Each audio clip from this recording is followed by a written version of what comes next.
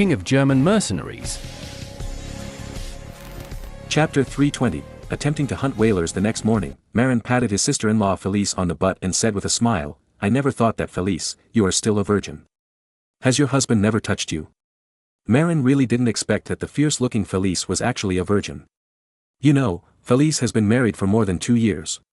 My previous husband was a fool. He couldn't even take care of himself when eating or going to the toilet. How could he know how to do that? I was arranged to marry him just to be his servant for life," Felice said with a depressed look on her face. Then, she seemed to feel unwell and frowned. "What's wrong?" Marin asked with concern. Marin's feelings towards Felice were also very complicated.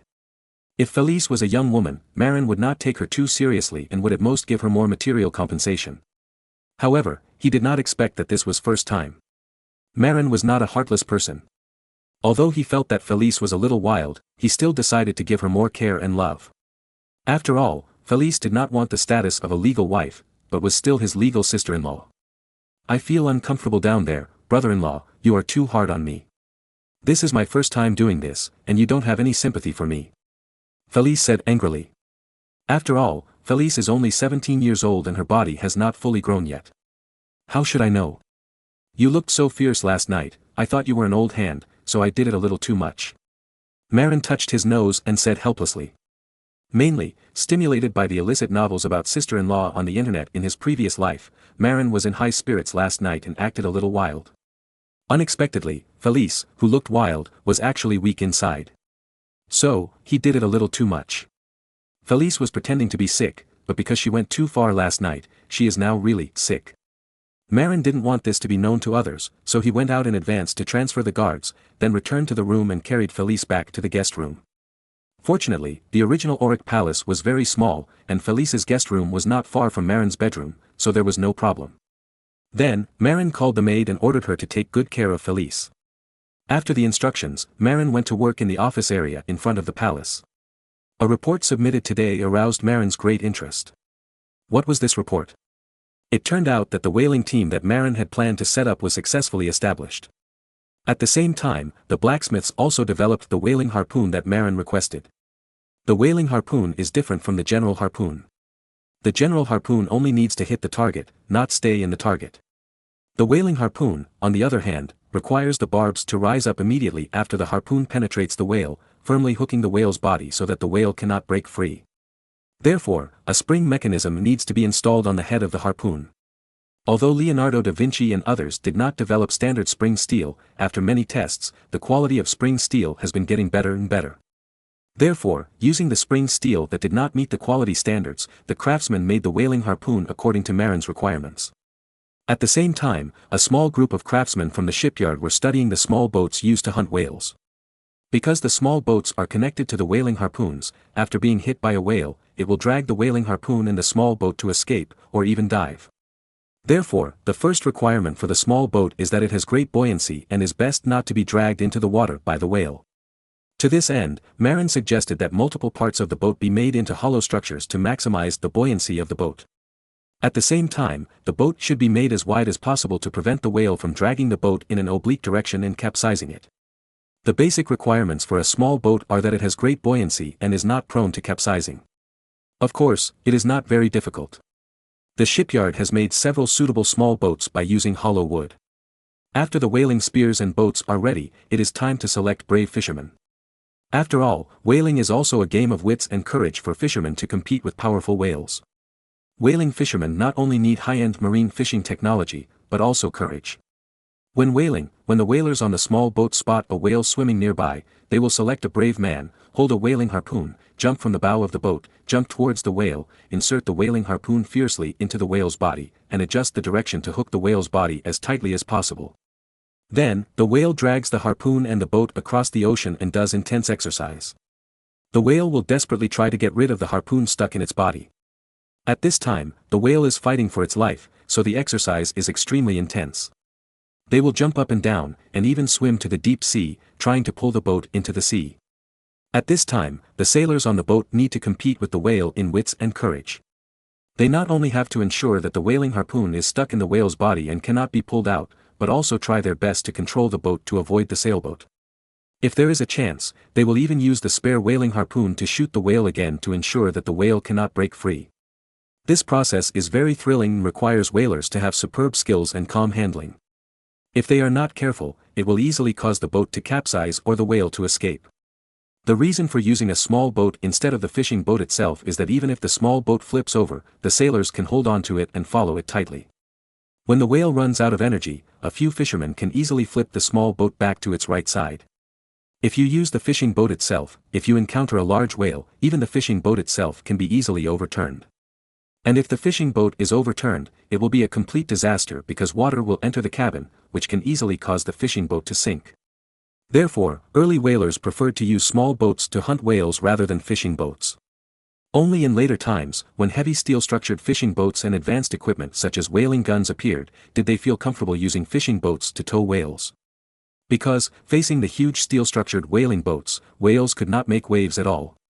Marin sent people to select 30 brave young fishermen from the Frisian fishermen, and drove a fishing boat of more than 100 tons, 2 small boats, several whaling harpoons and cables to the North Sea to experiment with whaling. In the future, after Marin occupied Nantucket Island, he would definitely establish a whaling base there. With a whaling base, whales could be hunted on a large scale to obtain whale oil and whale meat. These things were very important materials. Whale oil could be used as lamp oil for lighting, leather making, lubricating oil, and even candle making. And whale meat, after being salted, could be stored as food. The most important thing is that whaling is low cost. As long as you kill a whale, you can get a large amount of whale meat and barrels of whale oil. Moreover, whale meat tastes good, not as bad as shark meat. It is said to be similar to beef and mutton and is rich in nutrients. It is indeed a good source of food. A large amount of whale oil can be used in a wide range of applications due to its low cost. In addition to being used as lamp oil, leather making, steel making and candle making, Marin attaches great importance to the high temperature resistance of whale oil as a lubricant. In his previous life, Marin had seen an article online that introduced that before the world began to widely ban whaling in the 1970s, sperm whale oil motor oil was a very effective high-temperature resistant lubricant and was widely used in automatic transmission lubricants, ATF for short. Automatic transmissions that use sperm whale oil seat lubricants rarely need to replace ATF, while those that use sperm whale oil seat lubricants need to be replaced frequently. After the machine is started, the temperature must be very high because kinetic energy can be easily converted into heat energy. Ordinary animal fats and vegetable fats are easily oxidized in a high-temperature environment for a long time, producing a large amount of sludge and acidic substances, which damage the machine itself. Early steam engines were fine because they rotated slowly and could not generate high temperatures, so the impact of high temperatures on lubricants was not obvious. When it came to the era of internal combustion engines, the speed was greatly increased, and the fuel burned in a closed high-pressure environment, which easily generated temperatures of several hundred degrees. At this time, the requirement for lubricants to withstand high temperatures immediately emerged. Even for low-speed steam engines with low temperatures, ordinary animal and plant lubricating oils are easily oxidized and need to be replaced frequently. However, after replacing whale oil, which is not easily oxidized at high temperatures, the lubricating oil does not need to be replaced for a long time. Moreover, whale oil is cheap. You can get barrels of whale oil by killing any whale at a low cost. Thinking of this, Marin quickly changed his mind and decided to give up getting castor oil from Egypt. Whale oil is no worse than castor oil, and the cost is much lower. In comparison, it is better to use whale oil. Moreover, in this era, the whaling industry in Europe had not yet taken off, and there were too many whales in the ocean. With the whaling team formed by Marin, it was difficult to kill whales below the danger line. Whales were slaughtered in large numbers only after the appearance of whaling guns and steel fishing boats. Whaling guns have a long range, high speed, and are equipped with sights, so it is difficult for whales to escape from pursuit. This kind of thing is the mortal enemy of whales. The artificial whaling promoted by Marin is relatively inefficient. But even so, the whale meat and whale oil obtained from whaling are more than enough. After all, this era is not yet the industrial age, and the demand for whale meat and whale oil is not very high. Marin personally went to the port of Emden and met with the fishermen on a boat. Then, the 30 fishermen on the fishing boat were sent by Marin to the North Sea to try to kill whales according to Marin's guidance. For safety reasons, Marin suggested that they start by hunting small whales, and then hunt medium-sized whales when they are proficient. Finally, when they are really proficient, they can consider hunting large whales. In fact, since there were basically no whale hunters in this era, there were a lot of small and medium-sized whales. The small and medium-sized whales alone were enough for fishermen to kill, and there was no need to risk killing large whales. Moreover, large whales are too large to be dragged and handled, unlike small and medium-sized whales, which are easier to handle and less likely to cause accidents. Whales basically feed on other fish. Wherever there are many fish and shrimps, there will definitely be whales. The North Sea is one of the world's important fishing grounds. There are many fish, so there must be many whales preying here. Therefore, Marin is not worried that these fishermen will not be able to catch whales, but only worried about whether their skills are up to standard.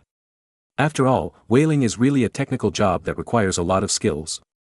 When the fishermen on this ship became familiar with whaling, Marin felt that the route between Nantucket Island and Martha's Vineyard would be open soon. At that time, Marin would organize more fishermen, teach them to the earliest whaling fishermen, and then send them to Nantucket Island to hunt whales. After all, the North Sea is a fishing ground shared by many countries, with many fishermen from various countries. As long as fishermen from other countries learn to hunt whales, it will definitely affect the interests of Marin's whaling ships. The situation in the coastal areas of North America was different. There were only Indians riding canoes and few fishermen. If they sent their own fleet there, they could not only kill a large number of whales, but also catch an endless supply of ordinary fish. As long as they established a fishing base there, they could not only provide sufficient food for the colonists in North America, but also process the fish meat into salted fish and ship it back to Europe as a food supplement. In this way, the county of East Frisia would no longer have to worry about food problems. Moreover, there was an endless supply of whale oil for various industries. Therefore, this newly established whaling ship, although only beginning to experiment, has far-reaching significance in the future. As long as the attempt is successful, Marin will have an endless supply of whale oil and whale meat in the future, and will be able to quickly gain a foothold on the east coast of North America and then expand inland. Chapter 321. Ambitious. After seeing off the fishing boat that was trying to hunt whales, Marin returned to the royal palace of Auric and began to secretly have sex with his sister-in-law Felice. Anyway, Angela said she would stay on Texel Island for a few days. In fact, Marin was not a man who was easily seduced.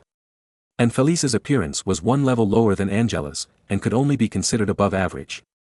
However, Marin still executed Felice. Why? Because Felice was the daughter of the future pope. Archbishop Rovere has only two daughters, Angela and Felice. At present, Angela is more favored. However, the future is uncertain. Because, Marin remembered, Felice was later married to the son of a Duke of Rome by Julius II. Later, Felice also became a duchess, and when her husband had a legitimate heir, the eldest son, before marriage, she made her son the Duke of Bracino. It can be predicted that although Julius II did not like his daughter, he would not really ignore her and would definitely give her a certain degree of support. Although Angela was more favored by her father than Felice, if Felice married the son of a great Roman noble as in the original history, she would have an advantage, that is, Felice would be closer to Julius II. As the saying goes, a distant relative is not as good as a close neighbor. Although Felice is not as popular as Angela, if she marries in Rome, she will be under the nose of Julius II and have the opportunity to have more contact with her father. Angela, no matter how favored she is far away in the north of Germany. Therefore, if Felice really marries in Rome in the future, Angela's advantage will be greatly offset by the distance. Besides, a daughter is a daughter, and a son-in-law is a son-in-law. Julius may like Angela the most, but he may not like Marin the son-in-law the most. You know, Marin had plotted against his father-in-law before and locked him up for a few days, which must have left a thorn in his father-in-law's heart. If a young son-in-law who is close to the Pope's father-in-law emerges in the future and competes with him for favor, Marin may not be able to win. So, when he saw Felice seducing him, Marin made up his mind. He took his sister-in-law's first blood and planned to support her. By then, both of Archbishop Rovere's daughters will belong to him, so he won't have to worry about another son-in-law emerging to compete with him for resources. You know, the support of the Pope is also a very important and powerful political resource. However, this resource is limited. If a competitor emerges, the care Marin received will be divided. Marin took a huge risk and married Angela just to be taken care of by the Pope's father-in-law in the future. How could he allow others to snatch food? So, he was determined to keep Felice even if it meant making Angela sad. By then, when Archbishop Rovere becomes Pope, the second son-in-law is Marin, and the third son-in-law is still Marin. There is no other choice, so all resources will be tilted towards him. Marin even had a very surprising ambition in his heart, that is, he wanted his son to be the Pope. The son he had with Angela would naturally inherit his country, but the illegitimate son he had with Felice would have no public inheritance rights and could at most be sent to the American colonies to become a colonial lord. However, his illegitimate child with Felice had another choice, that is, to become a clergyman. Just like Caesar Borgia, the illegitimate son of the current Pope Alexander VI, who became an extremely honorable cardinal at a young age. As long as the background is strong enough, it is not difficult to become a cardinal. If Caesar Borgia had not taken the initiative to leave the church and pursue becoming a secular duke, his future in the church might not have been bad. Of course, it was also difficult to make a name for himself, because the next pope, Julius II, was the mortal enemy of the Borgia family. Marin had read history and knew that the pope after Julius II was not an enemy of the Rovere family. Therefore, it was not impossible for him and Felice's illegitimate son to become the pope. In the absence of his mortal enemy, the pope, and with Marin's wealth and his extensive vote-buying, he might be elected pope in the future. According to history, Julius II only had a dozen years left to live, and his son would not be able to enjoy direct benefits when he grew up. However, Marin could send Mongolian doctors to help Julius II solve his health problems and try to keep him alive for a few more years. Then, when the next pope takes over, Marin will provide bribery funds to the next pope, just like the American tycoons who support the election of all candidates. In this way, he can fully ensure that his son will be trained in the church. When his son is middle-aged, he will have enough prestige. When the next pope election comes, Marin will spend a lot of money to put his illegitimate son on the high position of pope. In this era, whether it is the election of the Holy Roman Emperor or the election of the pope, money is used to pave the way, and hundreds of thousands of gold coins are often spent. For example, when Charles V ran for the Holy Roman Emperor, he spent 850,000 golden gold coins and finally got the throne. The price of the Pope of Rome is not that high, because before becoming the Pope, the candidates for the Pope did not have as many fiefs and taxes as the Habsburg family. Therefore, they could not come up with 850,000 gold coins, but they could still come up with 300,000 or 500,000 gold coins. And this number is definitely not a problem for Marin, who is full of ways to make money. As long as his illegitimate son becomes the Pope and helps his country gain more benefits, then this investment is worthwhile. The Pope can even use his authority to forcibly award some colonies to himself, just like the Spanish shamelessly used Alexander VI's Spanish status to get the Pope to award the vast America to him. Alexander VI did not even ask for the opinions of other countries and directly awarded half of the world to Spain. Thinking of the bright prospect of his legitimate son becoming king and his illegitimate son becoming Pope, Marin laughed triumphantly. This also strengthened his determination to force Felice to be his mistress. After all, not to mention the issue of his illegitimate son becoming Pope, his future rise would require the protection of his father-in-law who was the Pope. In order to prevent others from competing with him for favor, he had to, reluctantly, take his sister-in-law. Although my sister-in-law Felice is not as pretty as my wife Angela, she is not ugly either. Anyway, to use the words of a classmate in my previous life, when looking for a woman, as long as the woman can make your body react, it's fine. If she is so ugly that you can't even get hard, that would be a disaster, and it would make people think you are gay. It just so happened that Felice could do this, which was beyond expectations, so Marin reluctantly did it. However, how to face Angela in the future gave Marin a headache. After all, Marin didn't want to hurt her. But Felice couldn't be given to others, otherwise it would rob him of his own interests. Forget it, let's take it one step at a time, who cares? Marin simply stopped thinking about it. As for the issue of his father-in-law interfering in this matter in the future, Marin had thought about it, but he was not worried. After all, Felice was the illegitimate daughter of Archbishop Rovere, and she was not allowed to be in public. After Bishop Rovere became Pope, he could not publicly ask Marin to return his illegitimate daughter to him, otherwise the Vatican would lose all face. If he cheated at that time, even the Pope would be helpless. Anyway, he would not treat Felice badly, and in the end, it would definitely be a dead end. Chapter 322, The Construction of Spiritual Civilization in the Army. In fact, Marin knew very well that even the help of the Pope was only an external force. If he did not do well, the Pope's help would be useless. Therefore, maintaining a strong military force was Marin's real reliance. Therefore, when Marin's possession of tens of thousands of standing troops was questioned, he cheated and set up a company to retain the main force. Even if Pope Julius II came to power in the future, he would have to send his army to get the benefits. After all, the Pope was only the spiritual leader of all Europe, not the actual ruler. All he could give was authorization. Whether he could get the benefits in the end depended on Marin's own strength. Thinking of this, Marin was inspired and took his bodyguard Khan and others to inspect several important military camps.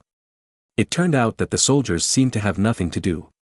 Fortunately, Marin had invented a simple football before, which made the soldiers very fond of football. They either played on the field themselves or watched and cheered on the sidelines. However, the military camp space is limited, and football requires a large area. A football field can accommodate more than 20 people, which makes the soldiers very unhappy. They are not ordinary people who are satisfied with just watching the ball and prefer to play shirtless. Then, apart from football, the soldiers seem to have no other fun to do. After all, Marin prohibited gambling in the barracks. In addition, soldiers were also prohibited from visiting prostitutes outside the camp, mainly for fear of contracting syphilis. There were some camp prostitutes captured by former noble families in the camp, but there were too few of them to share. So, after a round, Marin came to a conclusion: the soldiers' spiritual life was very poor. This is not a good phenomenon, because the military discipline is very strict at ordinary times. Marin knows very well that the nerves of the soldiers must be very tense and the pressure must be very high. It can be said that they must have accumulated a lot of negative emotions at ordinary times. If these negative emotions are not released, they will become bad, even depressed, and in serious cases, mental disorders will occur. Therefore, Marin knew that he should provide these soldiers with some spiritual food. But how to provide the soldiers with spiritual food, keep their morale high, and make them loyal to themselves? This question is very simple for Marin. He knew that the PLA's military art troupe was created for this purpose and was very important. Soldiers were confined to the barracks all day and could not go out freely. But they were also human beings and needed entertainment and relaxation to avoid being tense all day long. Therefore, it is a very good idea to form a military art troupe. The military art troupe is completely different from local performance organizations. Although the art troupe goes to the military camp to perform and entertain the soldiers, at the same time, each of their performances is carefully selected and full of positive energy. Under the bombardment of these programs full of positive energy, the soldiers' three views will not be distorted. Although there is a suspicion of brainwashing, the effect is very good. Even Marin himself had watched many excellent military works on TV in his previous life. But it was useless. Because the works that Marin remembered were full of Oriental and revolutionary characteristics, and they obviously could not be copied to this era. Otherwise, how could Marin encourage the soldiers to revolutionize themselves? As one of the great nobles, although Marin hopes to build spiritual civilization for the army, he must also control it well. For example, after forming an art troupe, the performances must be beneficial to him. For example, he must promote loyalty and filial piety. In addition, it is best to make the soldiers grateful to him and support him. Only in this way, when the next war breaks out, these guys will fight hard for him.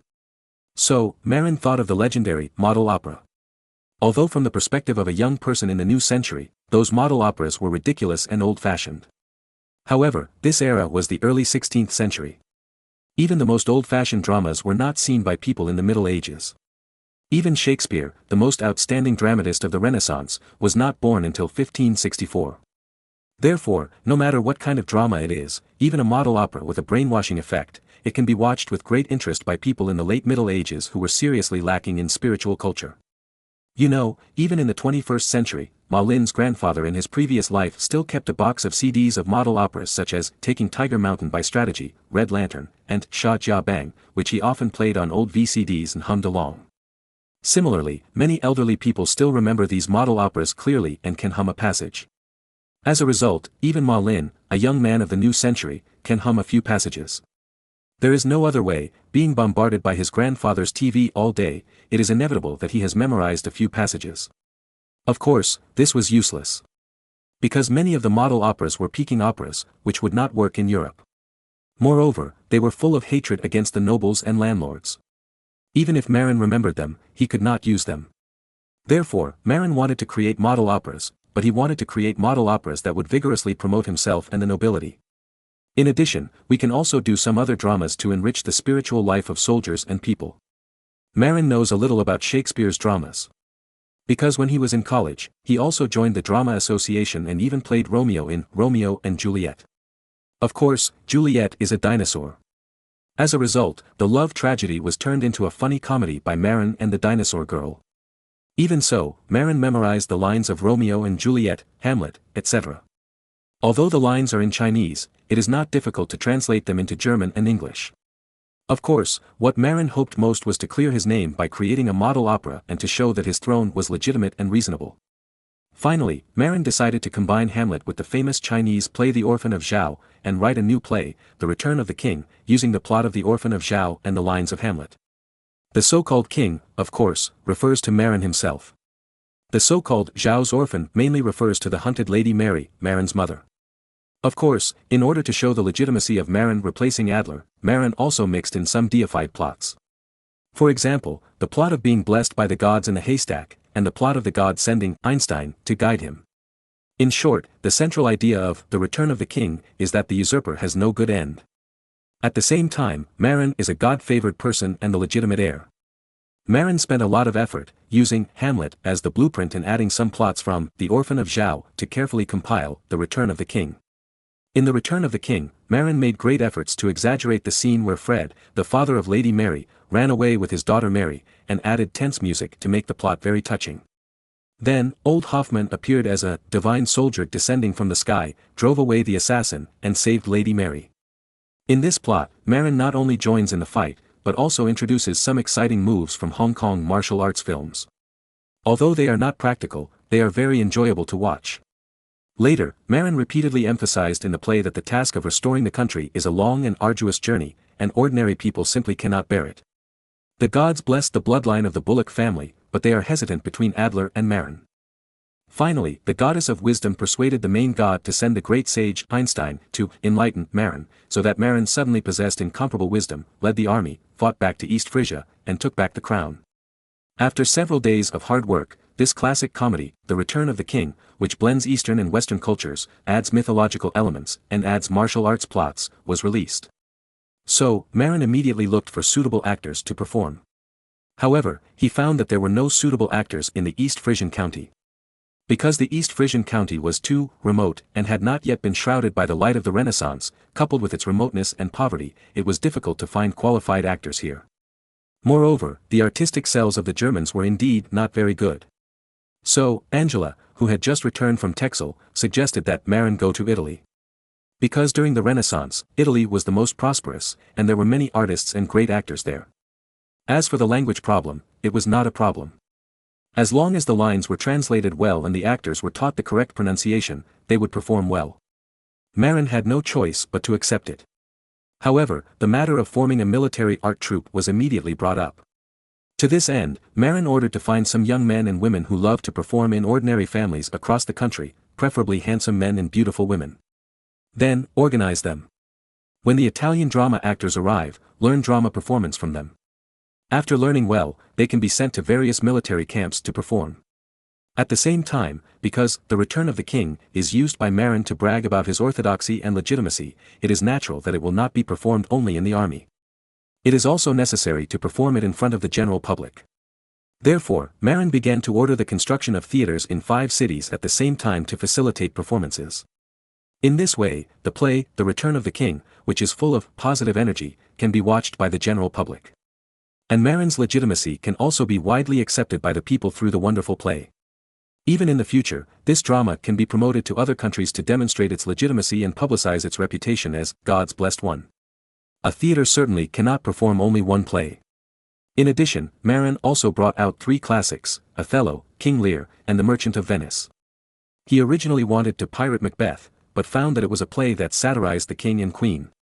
As a king, Marin naturally did not like this type of play. So, Macbeth was not brought out. The 4 classic plays, performed in turn, are enough to support the theater. When he has time, he will get some later classics, adapt them, find a few writers to write the lines, and perform them. In this way, the spiritual culture of both the soldiers and the civilians will be greatly enriched. At the same time, these plays can also help promote themselves, which can be said to kill 2 birds with 1 stone. Moreover, Marin was going to repeatedly emphasize in the script that the people of East Frisia lived in paradise and were extremely happy. At least, they were much happier than the people of other countries. In this way, when the play spread, it could also attract people from other countries to immigrate. Marin suddenly realized that he seemed to be copying the practices of the United States.